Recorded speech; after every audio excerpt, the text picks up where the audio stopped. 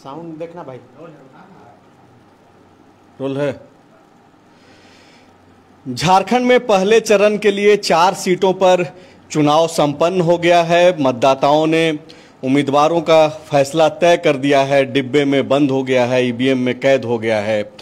क्या कुछ चारों जगहों पे वोटिंग परसेंटेज रहा और कौन किस सीट पे भारी रहा, मुद्दे क्या रहे और क्या वाकई में मोदी लहर भी मतदाताओं और खास करके मतदान केंद्रों तक दिखा, इन सारी चीज़ों पे हम लोग चर्चा करेंगे, बातचीत करेंगे कि आखिरकार बीजेपी या कांग्रेस या फिर झामुमो जो भी उम्मीदवार इन 4 सीटों पे लड़ाई में थे, मैदान में थे, प्रचार प्रसार कर रहे थे, उनका क्या कुछ होने जा रहा है। हमारे साथ इस लाइव में सूरज ठाकुर रहेंगे, सनी शरद भी मौजूद हैं। सबसे पहले सूरज से सवाल कि सूरज, जो वोटिंग परसेंटेज है वो 5 बजे तक का अब तक आ गया है, क्या कुछ डिटेल्स है, कितने प्रतिशत वोटिंग हुई है? देखिए, 4 सीटें जो हैं सिंहभूम, लोहरदगा, खूंटी और पलामू, चारों सीटों को मिलाकर 63.14% मतदान हुआ है। इसमें अगर हम सिंहभूम की बात करते हैं तो यहाँ 66.11% मतदान हुआ है। लोहरदगा में 62.60% मतदान हुआ है। खूंटी में 65.82% मतदान हुआ है। वहीं पलामू में तकरीबन 60%, 59.99% मतदान हुआ है। तो ये जो सूरज बता रहे हैं ये 5 बजे तक का डाटा है, चुनाव आयोग ने भेजा है। और इसके अलावे जब तक कि ईवीएम सील न हो जाए, जब तक कि मतदाता कतार में लगे हुए थे, उसका भी डिटेल्स थोड़ी देर में संभवतः आ जाएगा। अभी फिलहाल इस पूरे चुनाव में 2-3 फेज का जो पूरे देश भर में चुनाव हुआ है, आपने देखा होगा कि चुनाव आयोग के द्वारा जो जारी किया गया डाटा है वो भी 2-3 दिनों के बाद जो है बदला है। तो अभी ये आखिरी डाटा नहीं है, अभी ये 5 बजे तक का डाटा है जो सूरज आपको बता रहे थे। एक बार फिर से अगर आपको बता दें कि 63.14% जो है ओवरऑल इन 4 सीटों पे मतदान हुआ है। पलामू में 59.99% मतदान हुआ है। खूंटी में 65.82% मतदान हुआ है। लोहरदगा में 62.60% मतदान हुआ है और सिंहभूम चाईबासा में 66.11% मतदान हुआ है। और ये जो 5 बजे तक का डाटा है, हालांकि ये पूर्ण डाटा नहीं है, अभी इसमें बदलाव होना है। जो कतारों में लगे हुए जो मतदाता हैं मतदान केंद्रों पे, उनको जोड़ करके आखिरी डाटा आएगा। वो संभवतः देर रात हो जाए, थोड़ी देर बाद भी आ सकता है। लेकिन अगर इससे पहले कि हम लोग चर्चा को आगे बढ़ाएं, पिछली बार क्या कुछ रहा है, डाटा कैसा रहा 2019 के चुनाव में इन जगहों पे जहां पे इस बार वोट पड़े हैं, लोहरदगा, पलामू, खूंटी और सिंहभूम में, वहां पे 2019 में क्या कुछ डाटा रहा वो एक बार आपको सबसे पहले बता देते हैं कि खूंटी संसदीय सीट पे 2019 में 73.2% मतदान हुए थे। लोहरदगा में इसी तरीके से 69.8% मतदान हुआ था। पलामू में 67.5% मतदान हुआ था और चाईबासा सिंहभूम में 68% मतदान हुआ था। अगर ये 5 बजे तक का जो मौजूदा डाटा है 2024 का डाटा है वो 2019 से कम दिख रहा है, लेकिन ये डाटा बढ़ भी सकता है। 2 से 3% जो है इसमें वृद्धि हो सकती है। सनी, ये जो चीजें आप देख पा रहे हैं 5 बजे तक का जो डाटा है, इसको कैसे लिया जाना चाहिए? हाँ बिल्कुल, देखिए अभी जो डाटा आया है वो तो उसमें कुछ वृद्धि होगी। हालांकि जिस हिसाब से कुछ लोग कतार में रहते हैं, अब जो हमेशा से यही नियम रहा है कि 1 दिन बाद या 2 दिन बाद तक जो है क्लियर डाटा निकल कर सामने आता है। लेकिन जिस तरह से वोटिंग हुई है उस हिसाब से कहा जा सकता है कि बहुत ज़्यादा उत्साह अगर और देखने को मिलता तो वोटिंग परसेंट और ज़्यादा रहता, लेकिन शायद उसमें उत्साह में कमी आई है और यही वजह है कि बहुत ज़्यादा नहीं हो पाया जितना उम्मीद इस बार किया जा रहा था। आप इलेक्शन कमीशन भी देखिए, जिस हिसाब से वोटिंग परसेंट बढ़ाने के लिए हर जगह पर खुद से जो यहाँ पर सीईओ हैं, चीफ इलेक्शन ऑफिसर के रवि कुमार, वो खुद से दौरा किए कि किस तरह से इस बार 80 पार का नारा लगाया जा रहा था कि 80% से ज़्यादा मतदान हो। बिल्कुल, और चूँकि पहले ये कहा जा रहा था कि मौसम काफ़ी ज़्यादा गर्मी है और इसीलिए जो है वोटिंग परसेंट कम हो सकता है, लेकिन मौसम भी तो ठीक है। बारिश हुई, आज भी बारिश हुई कई इलाकों में, तो उस हिसाब से मौसम तो ठीक है। लेकिन ठीक है, जितना वोटिंग परसेंट हुआ है उस हिसाब से देखिए, अगर आकलन किया जाए कि 4 सीट में कौन आगे है कौन पीछे है, तो इसको बिल्कुल अलग अलग तरीके से किया जा सकता है। बीजेपी के तरफ से देखा जाए तो कहा जाए कि मोदी जी के भरोसे ही जो खास करके उम्मीदवार हैं वो चुनावी मैदान में थे, और जहां बीजेपी के एमपी थे वहां एक गुस्सा भी लोगों के अंदर देखने को मिला। दूसरी बात, जिस तरह से हेमंत सोरेन को मुद्दा बनाने की कोशिश की गई, बनाया गया, वो भी गुस्सा देखने को मिला। कुल मिला के ये बहुत स्पष्ट तौर पे तो नहीं कहा जा सकता कि 4 में कितनी सीटें कौन जीतेगा, लेकिन इतना साफ है कि 4 में 3 ऐसी सीटें हैं जिसमें ऐसा लग रहा है कि बहुत नेक टू नेक लड़ाई है, कुछ कोई भी जीत सकता है। मोदी के भरोसे है बीजेपी। बड़ी बात सनी बोल रहे हैं कि मतदाताओं ने, खास करके ग्रामीण मतदाताओं ने चौंकाया है। शहरी मतदाता आमतौर पे माना जाता है कि वो ज्यादातर बीजेपी के समर्थक होते हैं, लेकिन ग्रामीण मतदाताओं ने इस बार चौंकाया है। सूरज ठाकुर खूंटी के इलाके में थे, इंटीरियर इलाके में भी गए और देखे समझे। खूंटी को लेकर के अगर हम लोग एक एक करके सीटों पे बातचीत करेंगे, सूरज, खूंटी पे क्या कुछ आपको देखने को मिला? भले ही सीधे तौर पे आपने सवाल जवाब नहीं पूछा, वो पूछा भी नहीं जाना चाहिए, लेकिन जो मतदाताओं ने जो मुद्दे गिनाए और जो बातचीत की, उसके आधार पे क्या कुछ आप समझ पा रहे हैं कि खूंटी में क्या होने जा रहा है? देखिए, जैसा कि अभी सनी भी बोल रहे थे कि नेक टू नेक फाइट है, और खूंटी में भी वो दिखा कि अर्जुन मुंडा की राह जो है वो आसान नहीं होने वाली है, जो मौजूदा सांसद भी हैं, केंद्र में मंत्री हैं। इसकी वजह यह है कि जो लोग मोदी के चेहरे पर वोट करते हैं, शहरी इलाकों में जब मैं पोलिंग बूथ पर लोगों से सवाल पूछ रहा था कि उनके दिमाग में क्या चल रहा है, कहीं भी ये नहीं पूछा गया कि किसको वोट कर रहे हैं, तो उन्होंने प्रधानमंत्री का नाम लिया या वो जो मंचों से मुद्दे गिनाते हैं उसका नाम लिया। लेकिन जैसे ही आप ग्रामीण क्षेत्रों में जाते हैं और जब आप उनसे सवाल पूछते हैं कि क्या चल रहा है, वोट देते समय क्या सोच रहे हैं, तो वो मुद्दे बोलते हैं जो चुनावी मंचों पर दिखे नहीं थे। वो रोजगार की बात करते हैं, वो पलायन की बात करते हैं, पेयजल की बात करते हैं, सड़क की बात करते हैं, आवास की बात करते हैं। इसके अलावा वो लोग, जो लोग प्रधानमंत्री के चेहरे पर या प्रधानमंत्री के भाषणों पर वोट नहीं कर रहे, वो स्पष्ट तौर पर नहीं बता रहे कि उन किन मुद्दों पर वोट करते हैं, लेकिन स्पष्ट तौर पर वो ये जरूर बोलते हैं कि हम इस बार बदलाव के लिए वोट कर रहे हैं। मतलब आप ये बोल रहे हैं सूरज कि जो लोग बीजेपी को वोट कर रहे थे वो अपनी बातें सामने रख रहे थे, लेकिन जो बीजेपी को वोट करने वाले लोग नहीं है वो ज्यादातर चुप्पी साधे हुए थे। हाँ, उन्होंने अब पक्ष को लेकर चुप्पी साधी और मुद्दों की बात कर रहे थे। और एक बात जो ज्यादातर मतदाताओं के से सुनी हमने कि हम बदलाव के समर्थन में वोट कर रहे हैं, हम चेंज के समर्थन में वोट कर रहे हैं, हमें हालात में बदलाव चाहिए। तो आप देखिए, जो भी ग्रामीण इलाका है, जहां पर भी ग्रामीण वोटर्स हैं और जहां आदिवासी आबादी पूरी है, खूंटी वैसे भी आदिवासी बहुल सीट है, वो आरक्षित सीट है, तो वहां ग्रामीण क्षेत्रों में ऐसा नहीं लगा कि जो हम कह रहे हैं कि मोदी लहर या मोदी फैक्टर की बात करते हैं, वो ग्रामीण क्षेत्रों में दिखा नहीं, लगा नहीं। तो मोदी लहर का नहीं दिखना सनी, और खास करके एक नारा वहां पे चला बीजेपी के तरफ से, जय श्री राम, जो युवा लड़के हैं वो लगा रहे थे, और कांग्रेस के तरफ से जय काली का नारा लग रहा था। काली चरण मुंडा जिनका नाम है उम्मीदवार हैं, और सूरज और बाकी जो चीजें, हम लोग भी खूंटी गए और घूमे।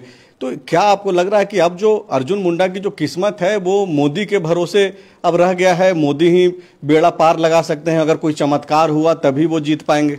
बिल्कुल, इससे इनकार नहीं किया जा सकता। और देखिए, पिछले चुनाव से भी तुलना करके देखिएगा तो सिर्फ 1445 वोट से अर्जुन मुंडा चुनाव जीते थे, और इस बार जो इंडिया गठबंधन के लोग हैं वो दावा कर रहे हैं कि भारी मार्जिन से वो जीतेंगे। जिस दिन काली चरण मुंडा का नॉमिनेशन था उसी दिन से ये दावा किया जा रहा है।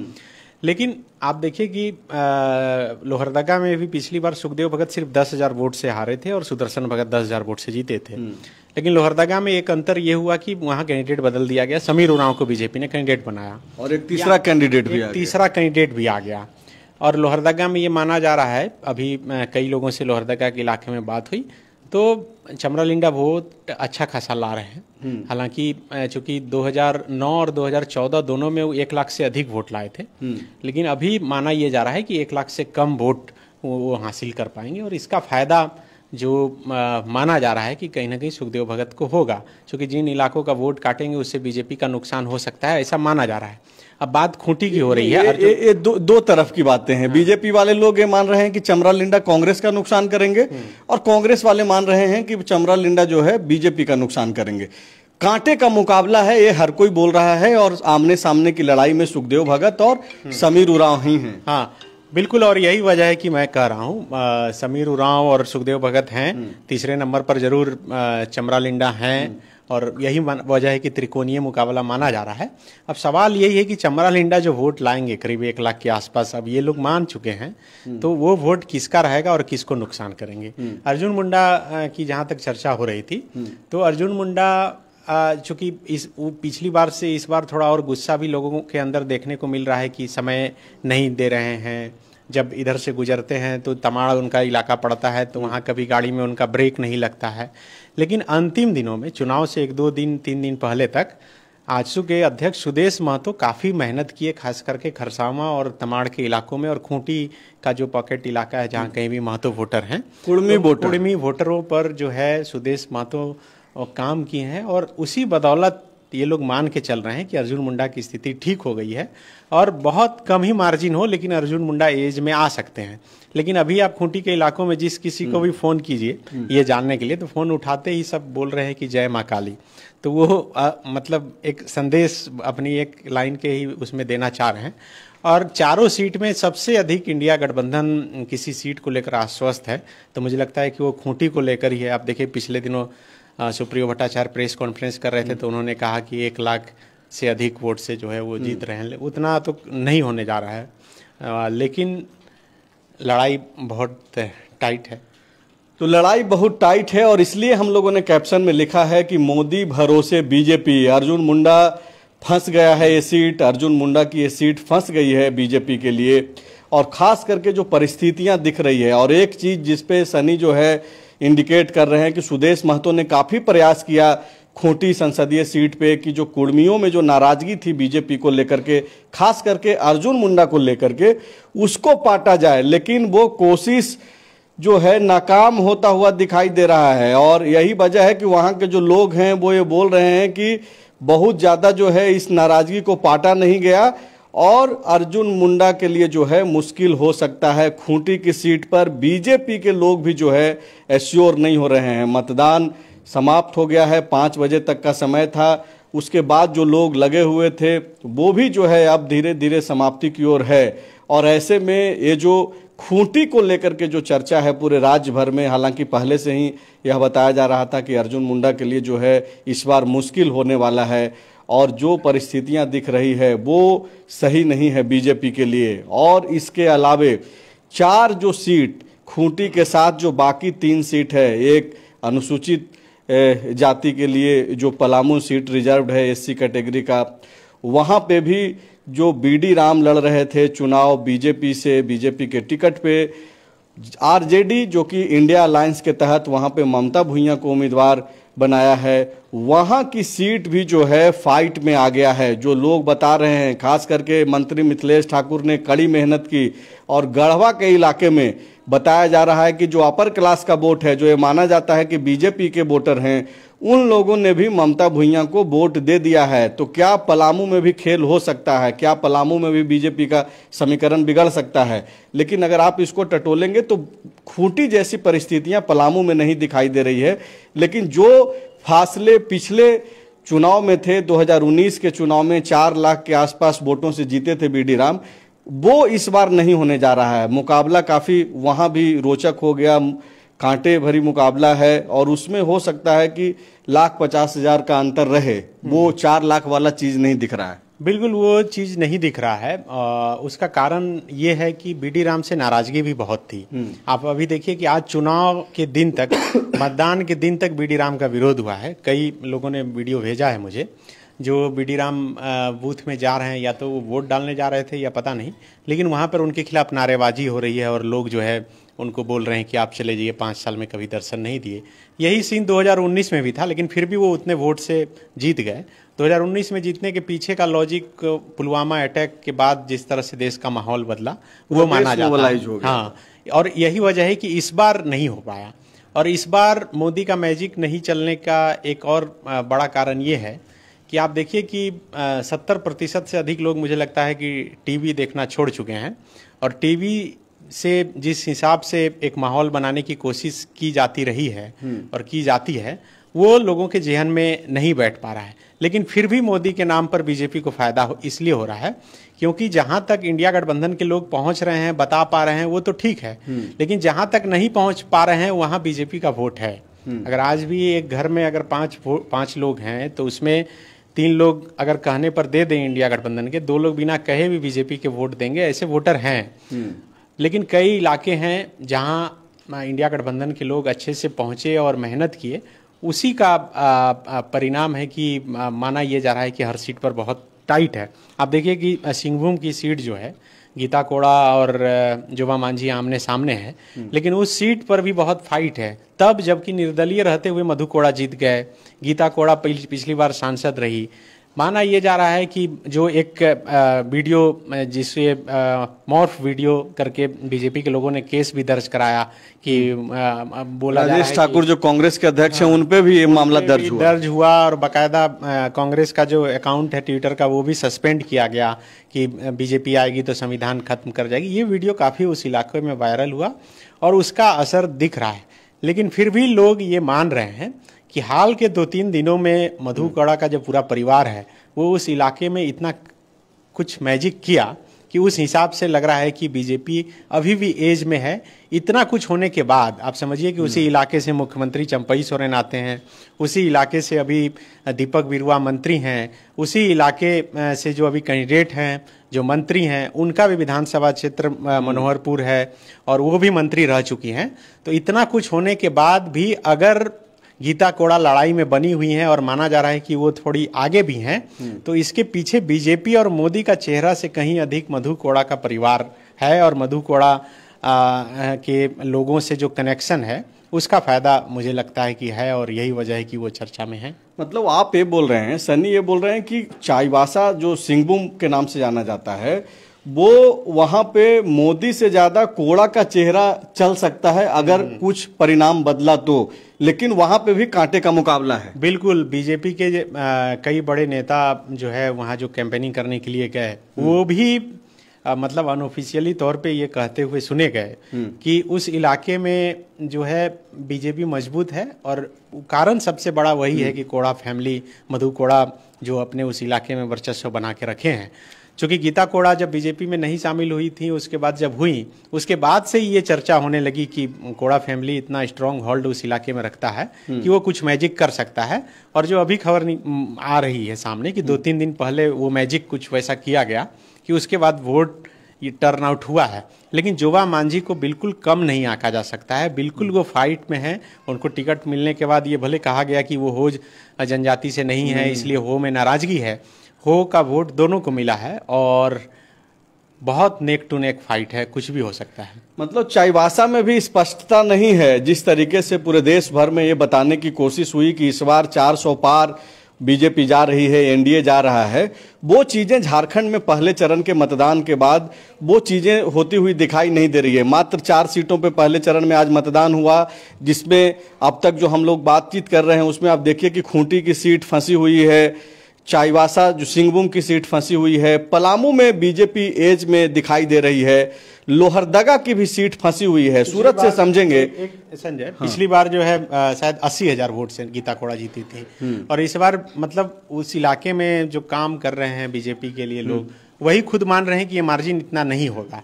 तो यही मुझे लगता है कि जोबा मांझी के लिए जीत है और उसके बाद अंतिम समय में कुछ भी वोट जो है वो बदल सकता है। मतलब मार्जिन आप समझिए कि कम हो गया है, 10-20 हजार तक अगर आ गया है तो परिणाम तो कुछ भी हो सकता है। चुनाव परिणाम तो कुछ भी होगा और वो 4 जून को स्पष्ट होगा। लेकिन हम लोगों ने जो कैप्शन लिखा है, कैप्शन क्या लिखा है कि मोदी के भरोसे बीजेपी है, तो चीजें वही दिखाई दे रही है कि चीजें फंसी गई है। खूंटी की सीट, लोहरदगा की सीट और चाईबासा की सीट। सूरज, ये बताइए दर्शकों को, आप जो चीजें ग्राउंड पे खास करके चाईबासा में भी आप लगातार घूमे, खूंटी में भी घूमे और ज्यादातर विधानसभा में घूमे, क्यों नहीं मोदी फैक्टर जो है काम कर पाया ग्राउंड पे? देखिए, एक समय तक आपको मंच से जो बातें कही जाती हैं, चाहे वो धारा 377 की बात कही जाए, चाहे वो जनजातीय गौरव की 370 की बात कही जाए, या जनजातीय गौरव दिवस की बात कही जाए, या आप बाकी जो राष्ट्रीय मुद्दे गिनाए, राम मंदिर गिनाए या आप विश्व गुरु होने की बातें कहें, लेकिन 5 साल जो एक पब्लिक है जिसकी अपनी बेसिक जरूरतें हैं वो इंतजार करता है अपने सांसद को लेकर। लोहरदगा की बात ही आप कर लें कि वहां प्रत्याशी बदला गया, और प्रत्याशी बदलता है तो हम सियासत में अक्सर ये जानते हैं कि एंटी इनकम्बेंसी है तो प्रत्याशी बदला जाता है, क्योंकि आपको लगता है कि उसके प्रति नाराजगी है। आप जानते हैं कि भारतीय जनता पार्टी चुनाव से पहले ये सर्वे भी करा रही थी कार्यकर्ता के लेवल पर, समर्थकों के लेवल पर, पब्लिक के लेवल पर कि सांसदों का क्या फीडबैक क्या है और उस आधार पर टिकट दिए गए या काटे गए हैं। तो वो एक बात थी। दूसरी बात यह है कि एक जो सुखदेव भगत जो पिछली बार वहां पर प्रत्याशी थे, हार जीत का अंतर केवल 10,000 था, वो लगातार क्षेत्र में बने रहे और कांग्रेस के बड़े चेहरे भी हैं, तो वो एक बड़ी वजह है। दूसरी बात है कि जो ग्रामीण वोटर हैं, जो आप ग्रामीण इलाकों में जाएंगे, जो सरकार जिनकी बेसिक जरूरतें ज्यादा हैं, वो राष्ट्रीय मुद्दों के अलावा वो बेसिक जरूरतों को ज्यादा समझते हैं कि उनको सड़क उनके पास है कि नहीं, उनको उचित पेयजल मिला कि नहीं, उनके बच्चे ठीक से पढ़ पाए कि नहीं पाए। दूसरी बात कि वो ये भी देखते हैं कि जिस सांसद को हमने चुनकर भेजा वो हमारे बीच आता है या नहीं, और इन सारी चीजों पर वो डिसाइड करते हैं। क्योंकि जब आप लोगों से बात करते हैं तो वो कहते हैं कि नहीं, हमने तो देखा नहीं, हमने 5 साल उनको देखा नहीं। तो ये जो है, तो एक जो सुविधा से ज्यादा भारी पड़ जाता है कि सांसदों का जो है, नेताओं का कितना जनता के साथ ताल्लुक रखता है, कितना बढ़िया संबंध है, आना जाना है या नहीं, ये भी एक बड़ा मुद्दा बन जाता है ग्रामीण स्तर पे खास करके। ये बहुत बड़ा फैक्टर है। वो आप जब लोगों से बात करते हैं ग्रामीण इलाकों में जाते हैं, वो कहते हैं 5 साल हमने उनका चेहरा नहीं देखा, उनकी गाड़ी कभी हमारे पास रुकी नहीं। इवन ये तक शिकायत थी लोगों को कि उन नेताओं ने हमें, हमारे इलाके को, हमारे गांव को चुनाव प्रचार करने लायक तक नहीं समझा। वो नहीं आए, हमसे वोट मांगने भी नहीं आए, क्योंकि शायद जो आप कह रहे हैं कि जो मोदी मैजिक का या मोदी के भरोसे की बात कह रहे हैं, कि उनको लगा होगा कि प्रधानमंत्री आके रैलियां करेंगे और वो उनके भाषण से, उनके प्रभाव से हमें वोट मिल जाएगा, लेकिन ऐसा हुआ नहीं है इस बार। मतलब जो चीजें 2014 और 2019 में हुई वो इस बार 2024 के चुनाव में होता हुआ नहीं दिखाई दे रहा है। आमतौर पे जो बीजेपी के सांसद हैं वो भी ये मान करके बैठ जाते हैं चुनाव जीतने के बाद या चुनाव लड़ने के दौरान भी कि मोदी का नाम काफ़ी है, मोदी का मैजिक काफ़ी है, और वाकई में मोदी मैजिक काफ़ी है। इसलिए अब तक इस बात पे चर्चा हम लोग कर रहे हैं कि मोदी का चेहरा ही जो है अब इन लोगों को बचा सकता है। लेकिन जो परिस्थितियां हैं ग्राउंड पे, उम्मीदवारों के नाम पे भारी नाराजगी देखने को मिली, और वजह यही रही कि कांटों भरा मुकाबला जो है इन सीटों पे हो गई है, खास करके सिंहभूम, लोहरदगा और खूंटी पे। निश्चित तौर पर देखिए, हम ग्रामीण वोटरों की बात कर रहे हैं, आप शहरी क्षेत्रों में भी बात करें, जिनको माना जाता है कि वो बीजेपी के वोटर हैं, शहरी जो मिडिल क्लास है, वो भी कहते हैं कि नहीं, सांसद ने क्या किया, लेकिन हम नहीं देख रहे हैं सांसद का चेहरा, हम प्रधानमंत्री के चेहरे को देख रहे हैं। तो आपको मतलब दर्जनों रिएक्शन ऐसे मिलेंगे लोगों के, जहां वो कह रहे हैं कि नहीं, सांसद ने काम नहीं किया, हमें नहीं दिखा, हमें काम नहीं दिखा, वो क्षेत्र में नहीं आए, लेकिन हम इस बात को इग्नोर कर रहे हैं, हम प्रधानमंत्री के। लेकिन वैसी कितनी आबादी है जो सांसद के चेहरे को इग्नोर करके सिर्फ प्रधानमंत्री के नाम पर वोट करेगी? और वही बात है जो अब मुश्किलें दिख रही हैं या उनको लग रहा है कि मामला फंसा है, उसकी वजह बहुत बड़ी यही है। तो एक चीज जो सनी, खास करके अगर सिंहभूम की बात करें फिर से, तो सिंहभूम पे एक पहले तो परसेप्शन यही बनाया गया कि भाई वहां पे हो जनजाति के लोग सबसे ज्यादा हैं, और ऐसे में संथाली समाज से किसी एक नेता को जो है झामुमो ने टिकट दे दिया, उम्मीदवार बना दिया।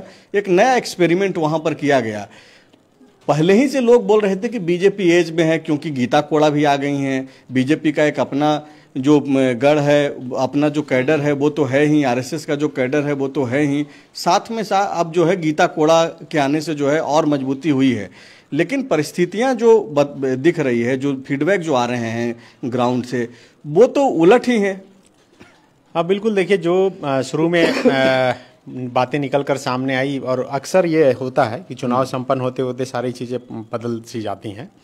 और कल भी इस बात का जिक्र किया था मैंने कि चाईबासा जो सीट है, जो सिंहभूम सीट है, वो फोकस्ड रहा है बीजेपी पर सेंट्रल स्तर से। पूरे देश में जब हारे हुए सीट पर कैंपेनिंग शुरू किया अमित शाह, तो वो पहला सीट देश में वो सिंहभूम का ही सीट था।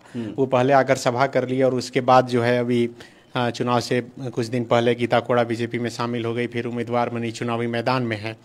आप देखिए कि हो पर सबका फोकस था। एक तीसरे उम्मीदवार भी हैं दामोदर हांसदा, जो जयराम की पार्टी से हैं। जयराम महतो की पार्टी, हालांकि निर्दलीय चुनाव ही उसको कहा जाए, उनके पार्टी से ही टिकट दिया गया था और वो भी हो से।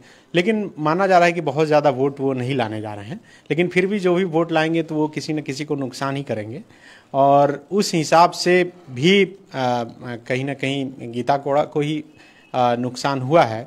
अब सवाल है कि जोबा मांझी को जो फायदा हुआ है उसके देखिए कई समीकरण हैं। एक तो हेमंत सोरेन की गिरफ्तारी के बाद जिस हिसाब से आप देखिए किसी का भी कैंपेनिंग उठाकर उनके ट्विटर हैंडल पर जाकर देखिएगा, तो चाहे दीपक बिरुआ हो, जोबा मांझी खुद हो, चंपई सोरेन हो, तो सबका एक ही मुद्दा था कि किस तरह से जो है जेल भेजा गया और जेल वो एक गुस्सा पैदा करने की कोशिश की गई, खास करके उस इलाके में, और उसको वोट में टर्नआउट करने की कोशिश की गई। लेकिन अब ये चुनाव चूँकि संपन्न हो गया है, अब क्या हुआ नहीं हुआ अब तो फिर 4 को पता चल पाएगा। लेकिन मान के चलिए कि पिछली बार जितना अंतर था उतना नहीं होने जा रहा है, बहुत कांटे की ही लड़ाई है। तो कांटों की लड़ाई है और हेमंत सोरेन एक फैक्टर बने हैं, खास करके जिस ओर सनी इशारा कर रहे हैं कि झारखंड मुक्ति मोर्चा और इंडिया अलायंस के सभी नेताओं के द्वारा एक कोशिश की गई कि हेमंत सोरेन को पीड़ित के तौर पे पेश किया जाए। और खास करके देखिए ये चारों सुरक्षित सीटें हैं, एक एससी रिजर्व है और बाकी 3 जो है पलामू को छोड़ करके बाकी जो 3 सीटें हैं लोहरदगा, सिंहभूम और खूंटी की जो सीट है वो एसटी रिजर्व सीट है, आदिवासी बहुल सीट है। और ऐसे में जो इंडिया अलायंस की जो कोशिश रही कि जो मुद्दे हैं वो तो हैं ही, सरकार इनकी है वो एक अलग बात है, लेकिन सबसे प्रायोरिटी में जो फोकस रहा, जो चुनावी मुद्दा बना पाए ये लोग कि हेमंत सोरेन को पीड़ित के तौर पे दिखाना है, जिसकी ओर इशारा कर रहे हैं सनी शरद, और वो एक बड़ा फैक्टर बना है। हेमंत सोरेन का जेल जाना जो है ये, और अभी की जो मौजूदा परिस्थितियां हैं वो ये दिखा रहा है कि बीजेपी पर भारी पड़ता हुआ दिखाई दे रहा है। बिल्कुल कहा जा सकता है, चूंकि जिस हिसाब से मैंने पहले भी बताया कि वीडियो जिस तरह से वायरल करके ये लोगों को बताने की कोशिश की गई कि भाई ये लोग फिर से आ जाएंगे तो संविधान बदल देंगे और आरक्षण खत्म कर देंगे, SC ST का एक्ट ही खत्म, आरक्षण खत्म कर देंगे। हालांकि ये मॉर्फ वीडियो है, इसको लेकर के कई सारा कंप्लेन भी दर्ज कराया गया है। हाँ, तो ये सब बातें जो है बहुत दूर तक पहुंची। हालांकि जो पूरा सिंहभूम का इलाका है बहुत बीहड़ इलाका है, सारंडा का इलाका है, वहां तक ये सब पहुंच पाना बहुत मुश्किल है। लेकिन घूम घूम कर कैंपेनिंग किया गया है और यही वजह है कि इंडिया गठबंधन मान के चल रहा है कि वो बहुत उस सीट को जो है वो जीतने जा रहा है। लेकिन अब गीता कोड़ा के तरफ से भी दावे शुरू से ही किए जा रहे थे और जिस तरह से कैंपेनिंग लगातार किया गया, खुद बाबूलाल मरांडी जो प्रदेश अध्यक्ष हैं वो इलाके में काफ़ी दिनों तक रहे, कैंपेनिंग किए, तो बीजेपी मान के चल रही है अपने तरफ से कि वो सीट हम लोग तो जीत ही रहे हैं और इंडिया गठबंधन मान के चल रहा है कि हम लोग कम ही से जीते लेकिन जीत रहे हैं। तो सबके अपने अपने दावे हैं। अब तो 4 तारीख के बाद ही कुछ कहा जा सकता है कि, लेकिन इतना साफ है कि बहुत ही कांटे की टक्कर है और ये कांटे की टक्कर में कुछ भी कह पाना बहुत स्पष्ट तौर पे मुश्किल होता है। स्पष्टता के साथ बिल्कुल कहा भी नहीं जा सकता है, 4 जून को ही इसका परिणाम आना है सूरज। लेकिन एक जो फैक्टर ग्रामीण इलाकों में खास करके अगर देश भर का अगर नब्ज टटोलने की कोशिश करें तो उसमें जो कई सारे वीडियो स्टोरीज को देखने के बाद राशन का जो मुद्दा है, शौचालय का जो मुद्दा है, आवास जो दिया गया PM आवास योजना के तहत, उज्ज्वला योजना के तहत जो सिलेंडर दिया गया, वो एक फैक्टर रहा। और बीजेपी भी इन चारों चीज़ों के सहारे जो है, एक 5वां आयुष्मान जो है, इन चीज़ों के सहारे बीजेपी ये आश्वस्त रही कि इस बार भी जो है मोदी मैजिक काम करेगा। ग्रामीण मतदाताओं में क्या आप जब घूम रहे थे तो इसको लेकर के कोई बातचीत नहीं हो पाई, खास करके चाईबासा के इलाके में और खूंटी के इलाके में अगर बात करें तो? देखिए, निश्चित तौर पर जो एक राशन है, मतलब जो इन 5 योजनाओं को अगर आप जोड़ लें, आवास और आयुष्मान और उज्ज्वला और राशन एक बड़ा फैक्टर रहा है। राशन के बारे में लोग जरूर बात करते रहे हैं कि ये जो 5 किलो राशन हमें मिलता है उससे बहुत राहत मिली है, हमारे घर का चूल्हा जलता है, तो वो एक फैक्टर रहा है। और वही फैक्टर जब हम कह रहे हैं ना मोदी मैजिक की बात, या सांसद जिस बात के भरोसे हैं, तो वो एक फैक्टर है कि मोदी हमें दे रहा है, ये बात वो पब्लिक कहती है कि मोदी जी दे रहे हैं। जो नाराजगी दिख रही है या जिस वजह से अगर बीजेपी को लग रहा है कि मुश्किलों में है और जो बातें सामने आ रही हैं, उसका फैक्टर ये है कि सांसदों का दूरी जो 5 साल रही है उसको लेकर राशन एक बहुत बड़ा फैक्टर। बाकी उज्ज्वला को लेकर अगर आप बात करेंगे तो बहुत वो आपको 30-70 पर जाएगा मामला कि नहीं हमने भराया था, महंगा है तो छोड़ दिया। आवास को लेकर है कि नहीं कहीं मिला है, किसी को नहीं मिला। इवन कि आप उलीहातू गांव जाएंगे जहां पर वो हर घर नल से जल योजना की बात कहते हैं तो 15% घरों तक ही वो योजना पहुंच पाई है। अगर वो लगी है तो बहुत सक्सेड नहीं है, तो उसकी बहुत बात लोग नहीं करते। वो कहते हैं कि नहीं हमें नहीं आ रहा, लेकिन एक राशन फैक्टर रहा है। और जहां पर अगर वो समर्थन में बात करते हैं तो राशन की वजह से। अच्छा, एक चीज और भी देखने को मिली कि जो राज्य सरकार की जो योजनाएं हैं जिसके तहत किसी को पेंशन मिल रहा है, उन योजनाओं को भी जो ग्रामीण इलाके